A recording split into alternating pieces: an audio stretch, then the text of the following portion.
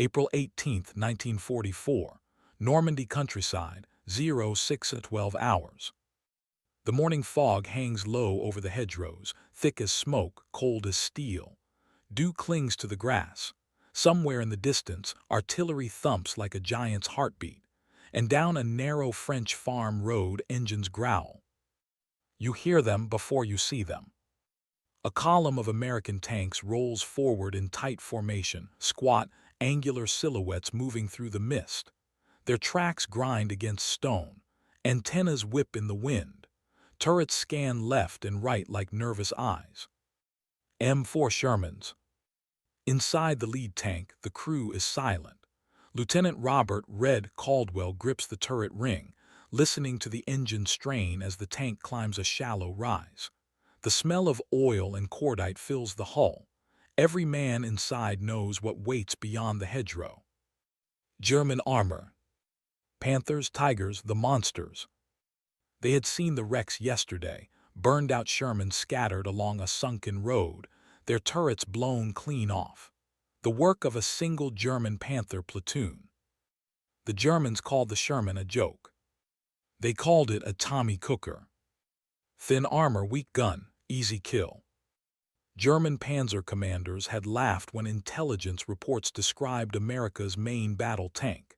At briefings, veteran officers shook their heads. Some even smiled. The Americans had numbers, yes. But numbers don't stop in 88 Michelle.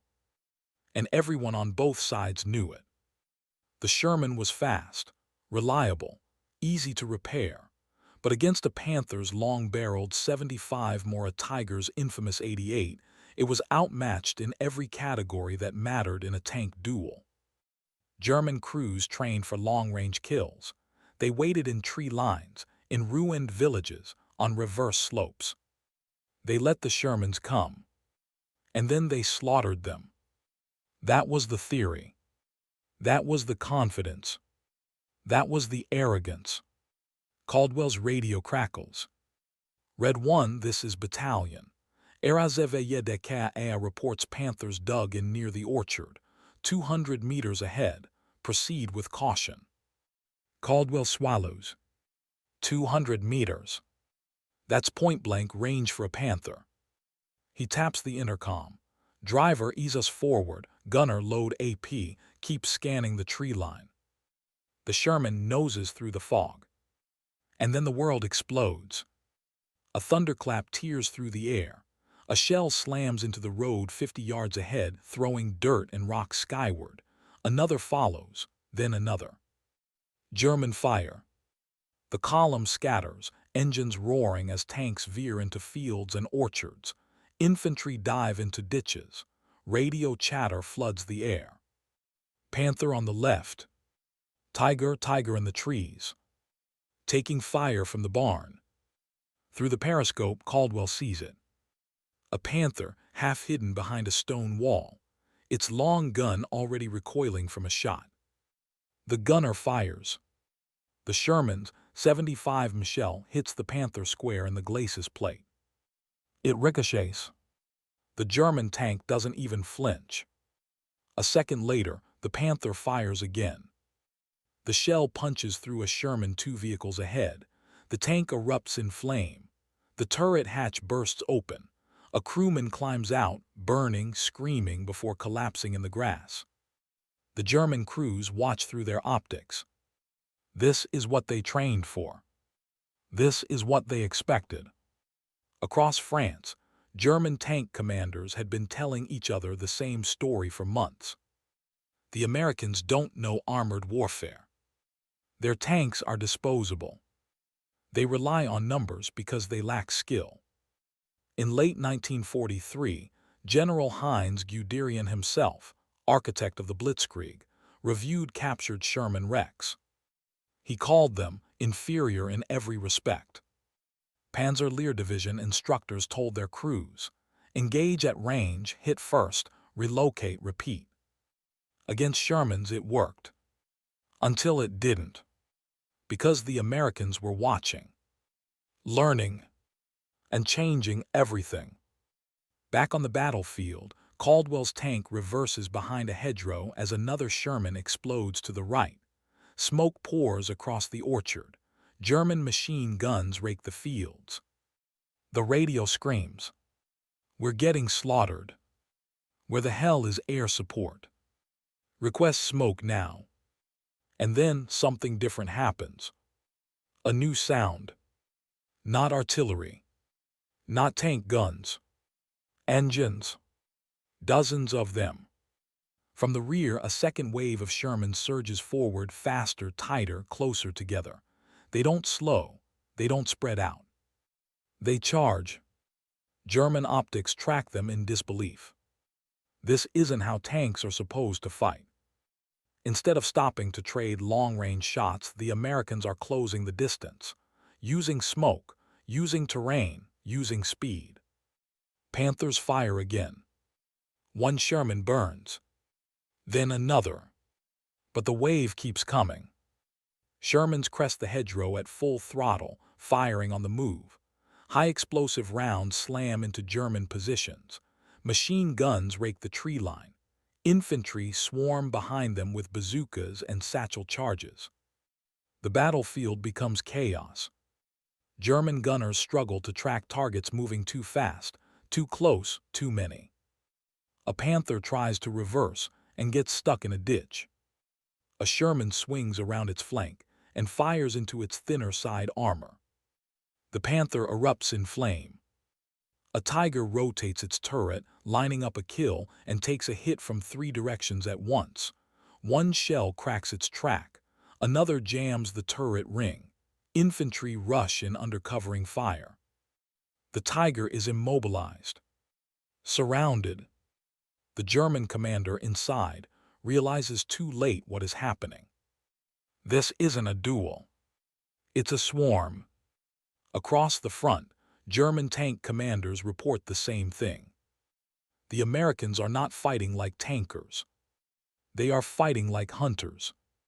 They are using numbers not as replacement, but as a weapon. And for the first time, the men who once laughed at the Sherman feel something new. Uncertainty. Caldwell's tank barrels past a burning Panther, its armor glowing red in the morning fog. The orchard is littered with wrecks, German and American alike. Smoke rises in thick black columns. The cost is high. But the Germans are pulling back. Panzer Lehr, the elite of the elite, is retreating. And the myth of German armored invincibility is beginning to crack. Somewhere behind the lines, a German staff officer writes in his report, "The Americans attack without regard for losses. Their tanks appear endlessly. They overwhelm through movement and coordination. Their tactics are unexpected." Unexpected. That is not the word German commanders used a year earlier. They used inferior. They used laughable. They used no threat. Now they are running. And across the fields of Normandy, the Sherman is no longer the joke. It is the beginning of a nightmare. Because what the Germans are facing here is only the opening act. And the next American armored push will be even bigger, even faster, and impossible to stop. By mid-morning, April 18, 1944, the mist over Normandy begins to lift, revealing the full scale of the carnage. The orchard is a graveyard of twisted metal, Panther turrets blown clean off, Tigers trapped in ditches, Shermans burning but advancing relentlessly. Smoke curls into the sky like black ribbons, the smell of cordite and scorched steel thick in the air. You can almost hear the battlefield breathing. Lieutenant Caldwell peers through his periscope. Ahead, hedgerows conceal more German armor, an entire battalion, or so the radio chatter suggests. The Americans have pushed them back, but the fight is far from over. Every tank that comes over the rise is met with fire. Yet Caldwell notices something different now. The Germans are hesitating. Their precision, once lethal, is faltering. Colonel Creighton Abrams, commanding the larger American Armored Task Force, watches from his command Sherman. He's been studying German tactics for weeks, noting their reliance on range, on hitting first. But today, The Shermans are doing something unexpected. They close the distance, strike as one, and overwhelm enemy formations before the Panzer crews can react.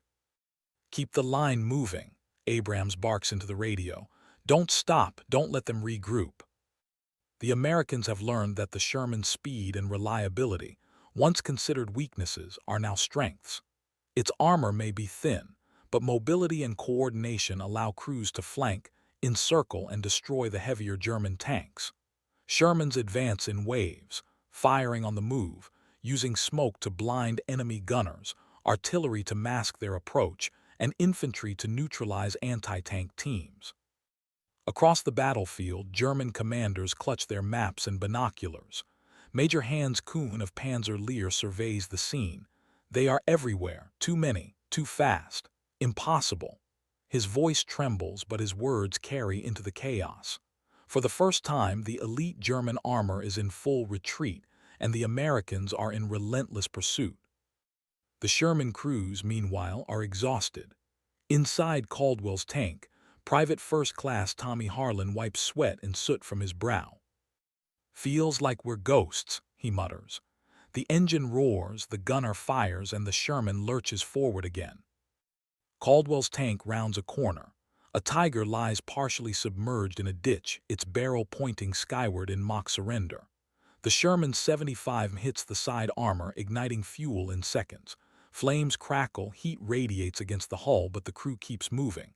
Another Panther tries to position itself for a long-range shot, and is met with a coordinated salvo from 3 Sherman guns. The track is shredded. The turret jams. The crew abandons it. Everywhere the battlefield is shifting. German doctrine relied on the assumption that American crews would be cautious, that Shermans would fight defensively and take losses rather than press forward. But here, the Americans fight differently. They attack, they flank, they swarm. It's not brute strength, it's controlled chaos. By noon, Abrams radios headquarters. Enemy armored spearheads neutralized. Entire battalions destroyed or retreating. Forward momentum intact. The words are clinical, but the meaning is clear. Germany's best tanks, the pride of the Wehrmacht, have been shattered by vehicles they once mocked. Somewhere in a German command post, a staff officer records the report. The enemy exhibits relentless aggression. Their armor moves in waves. Losses are significant, but the assault continues without hesitation. Morale appears high. Our Panzers cannot withstand their coordination. The realization spreads like wildfire. What began as ridicule, "These Shermans are easy targets," has turned into disbelief. The myth of German armored supremacy is crumbling in real time. Panzer crews who once laughed at the Americans now tremble at the thought of facing the same waves again tomorrow. And yet the Americans are not finished. Reinforcements are already moving from the rear, tanks streaming forward along parallel routes, infantry following close behind, engineers preparing bridges and repairs to keep the momentum unbroken.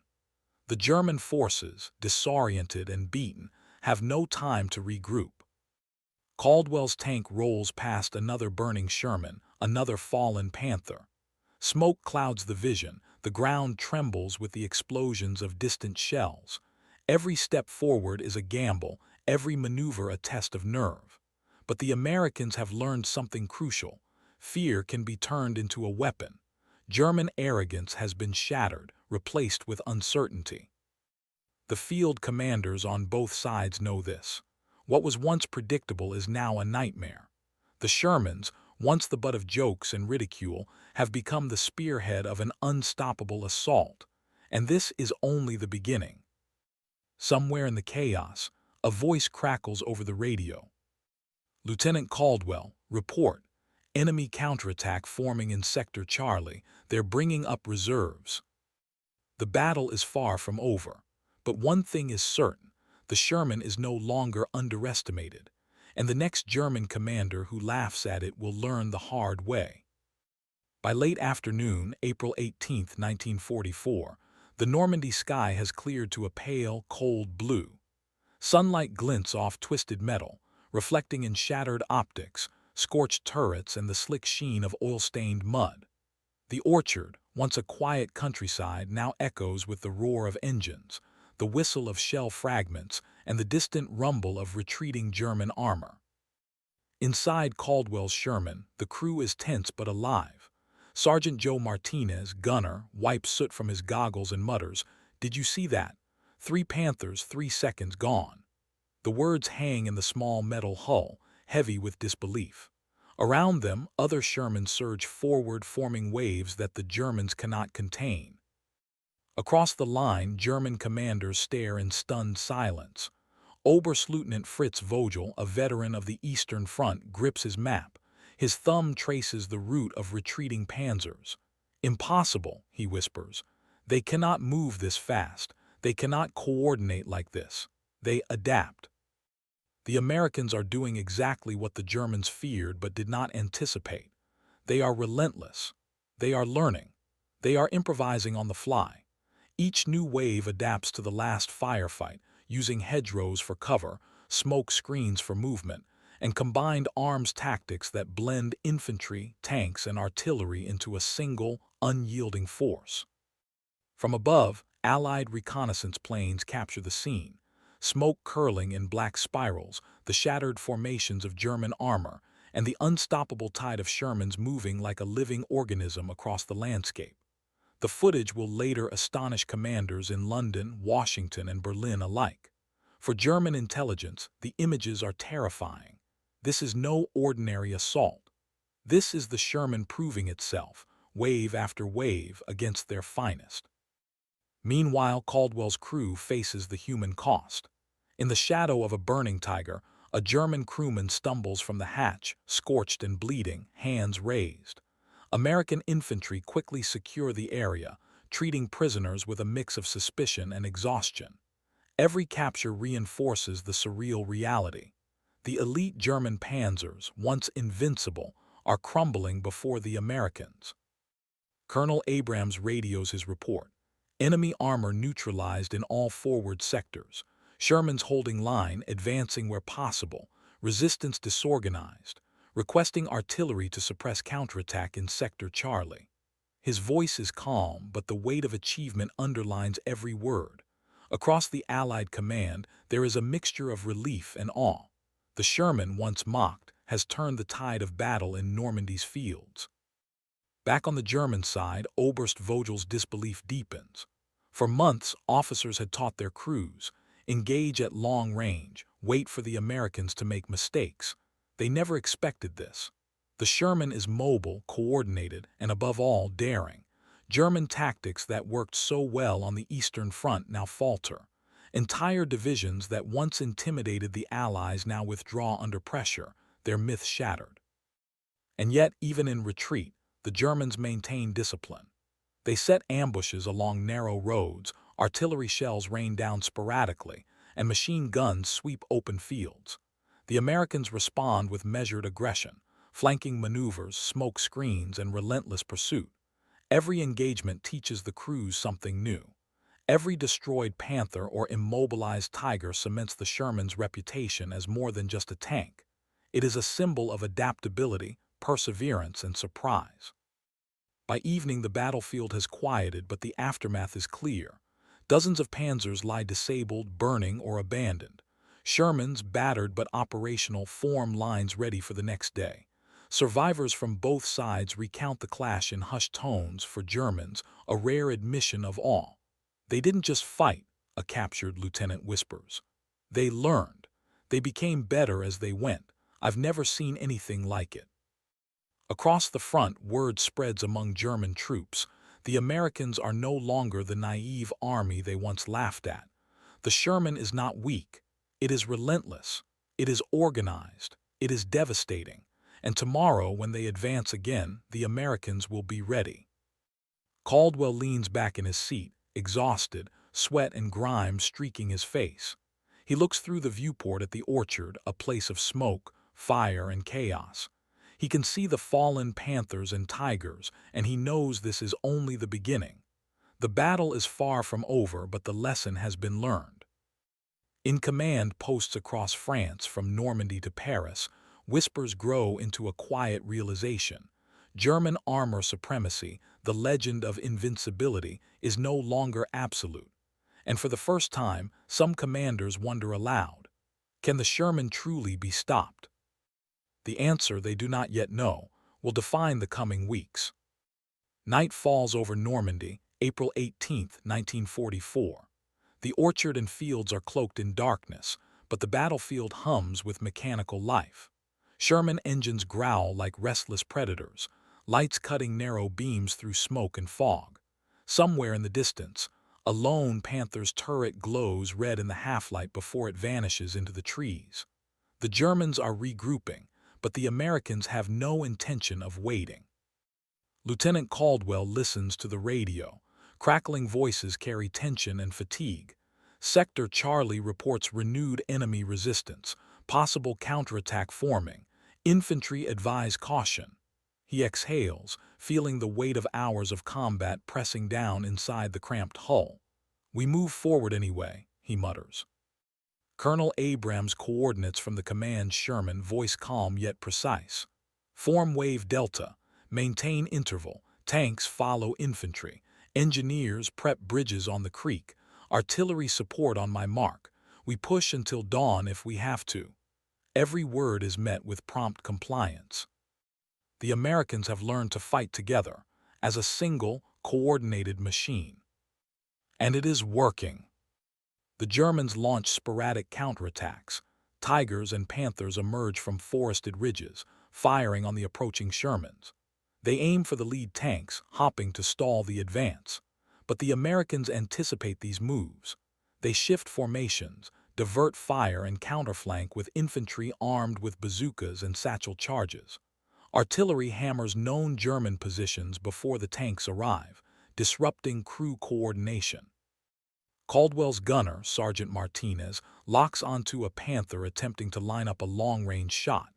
He fires, and the shell strikes the Panther's side armor, igniting fuel in a blinding explosion. Flames lick the misty night, illuminating the orchard in an eerie orange glow. The other Shermans surge past, engines roaring, their 75 cannons sweeping through the tree line. The Germans are stunned. Panzer Lehr, the elite armored unit, is being pushed back by a force they once called inferior. And yet, every destroyed tank, every fallen crewman seems to fuel the Americans' resolve. They press forward, wave after wave, relentless, synchronized, deadly. From the rear, reinforcements arrive, more Shermans, more infantry, more engineers ready to repair tracks and bridges instantly. They don't stop for celebration. They don't pause to mourn. They adapt and continue. Every obstacle is a challenge to overcome, not a reason to retreat. German commanders watch in disbelief. Major Hans Kuhn whispers into his radio, They do not fear loss. They learn as they fight. How is this possible? His words falter. The officers around him are pale, their earlier confidence evaporating.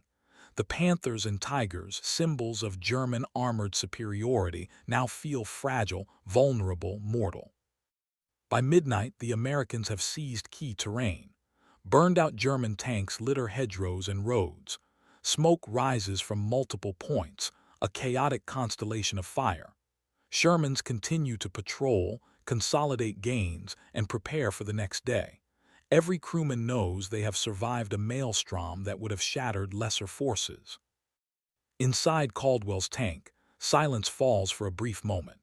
He wipes grime from his brow, looks through the viewport at the ruins, and realizes something profound. What began as mockery, laughter at a supposedly weak tank, has turned into fear. The Sherman, underestimated by all, has proven that speed, coordination, and relentless pressure can shatter even the most feared armored units in the world. And across Normandy, German troops whisper the same thing. The Americans, they cannot be stopped, not like this. The orchard has become a crucible. Here, tactics once thought unbeatable have been broken. Here, the Sherman has earned its legend. But tomorrow, the Germans will regroup. Reinforcements are coming. And the Americans, despite their success, know that each day in this battlefield is a gamble. One misstep, One miscalculation and the tide could reverse. Yet for now, in the cold glow of burning metal, the Americans hold the advantage. Their tanks, once dismissed as inferior, have taught a brutal lesson. In war, courage, coordination, and relentless action can triumph over what was once thought invincible. The night is quiet now, but only for a moment. Somewhere in the shadows, German commanders plot their next move, unwilling to accept defeat. And the Americans, battered but unbroken, prepare for the next wave of battle that will determine the fate of Normandy. The legend of the Sherman has only just begun. Dawn breaks over Normandy, April 19, 1944. The fog has lifted, leaving the orchards and hedgerows exposed to the pale, cold light of early morning. The battlefield is scarred. Blackened craters pockmark fields, twisted tank hulks dot the landscape, and smoke still drifts in ragged columns from burning Panzer and Sherman alike. Silence hangs briefly, unnatural and tense, broken only by distant artillery and the occasional engine. Lieutenant Caldwell peers through the viewport of his Sherman. His hands are raw, muscles sore, eyes gritty with soot. Ahead lies a line of German survivors, disoriented and weary from a night of relentless pressure. They've been pushed back across the orchard, their armor immobilized or destroyed, their confidence shattered. You can almost feel their disbelief. How could this have happened? How could the Americans, with their inferior tanks, have routed Germany's elite? Colonel Abrams rides in his command Sherman, scanning the field. "Keep moving," he orders over the radio. "Advance in wedges, maintain intervals, watch flanks, no stopping." The Americans press forward, not recklessly but with calculated aggression, a combination of instinct, coordination, and brutal resolve. Every Sherman is a hammer, every wave a strike against German pride. Across the battlefield, German commanders are in shock. Major Hans Kuhn of Panzer mutters to his staff, I underestimated them. Entire battalions gone, they fight differently, adapt constantly. They improve mid-battle." His voice is hollow with disbelief. The notion that Sherman crews could think, adapt, and coordinate so effectively is alien to a doctrine that prized rigid planning and precision. By mid-morning, the Americans have seized the final objectives in the orchard. German resistance is patchy, isolated tanks firing sporadically, crews abandoning vehicles, infantry scattered in confusion.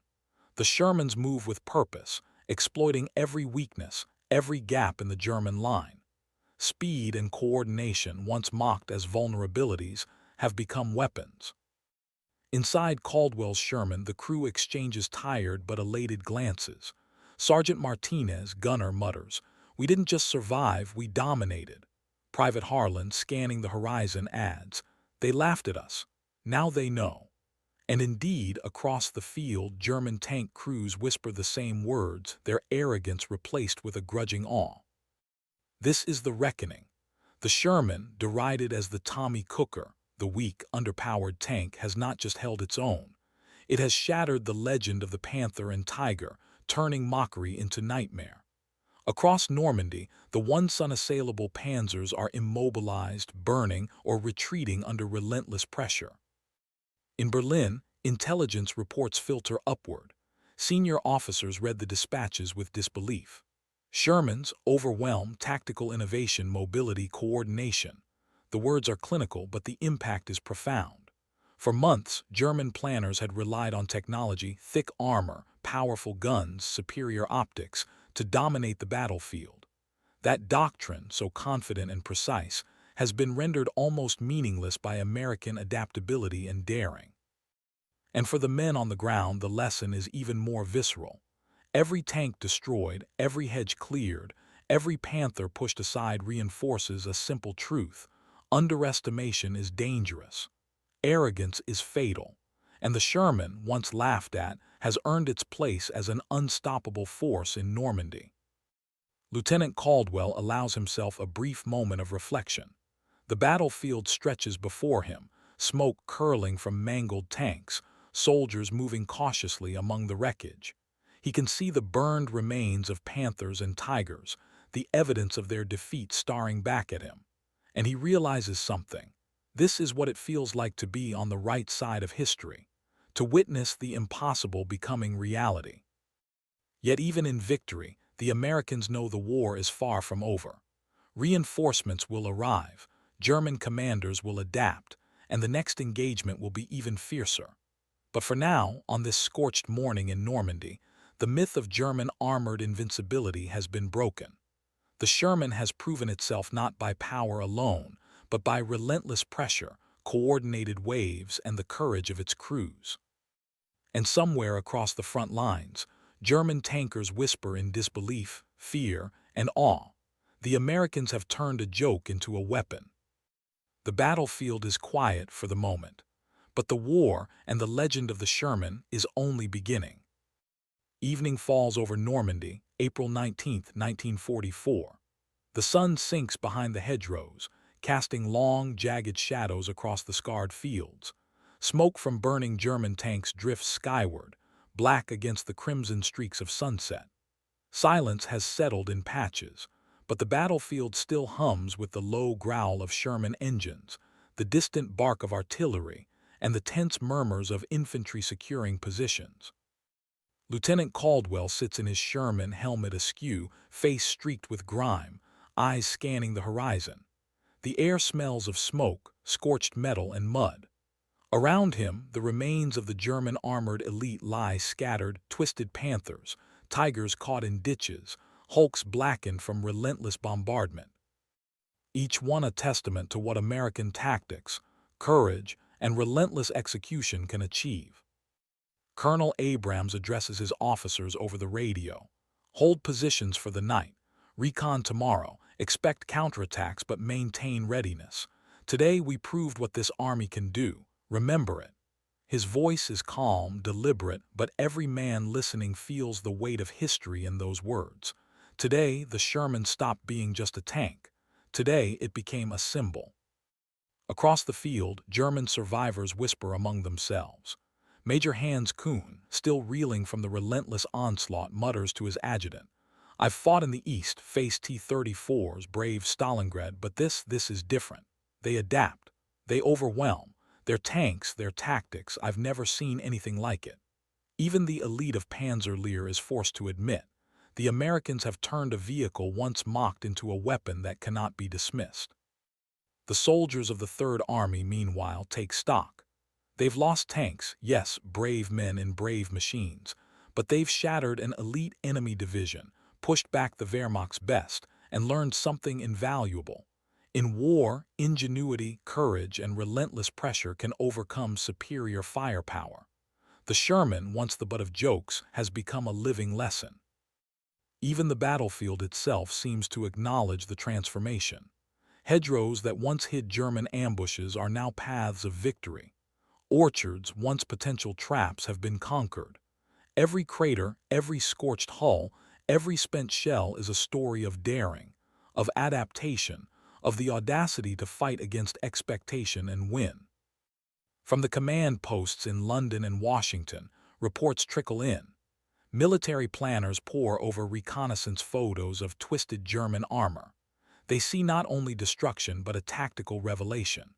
The Sherman's true value is not in brute force but in speed, coordination, and the relentless will of its crew. And as night deepens, the soldiers of both sides understand something critical. The myth of German armored supremacy, the Panther, the Tiger, the elite divisions trained to dominate Europe, has been forever challenged. The laughter that greeted the arrival of the Sherman has been replaced by disbelief, then fear, then awe. Lieutenant Caldwell leans against the turret, exhausted, mud-caked, and breathing heavy. Around him, the sounds of preparation continue: repairs, reconnaissance, and watchful patrols. Tomorrow will bring more fighting. The Germans will regroup, reinforce, and return. But the seed has been planted. The legend of the Sherman, born in fire and smoke, is now alive on the fields of Normandy. And somewhere in the German command posts, officers scribble furiously, trying to understand how a tank they once mocked has rewritten the rules of engagement. The American crews don't know it yet, but they've changed the course of armored warfare forever. They've proven that courage, coordination, and relentless ingenuity can turn a supposedly weak weapon into a battlefield nightmare for even the most elite opponents. Tonight, Normandy whispers a new truth. Underestimate the Sherman and it will not just fight back. It will burn through every expectation, every plan, every myth. And the men inside it will be unstoppable. The legend has begun. End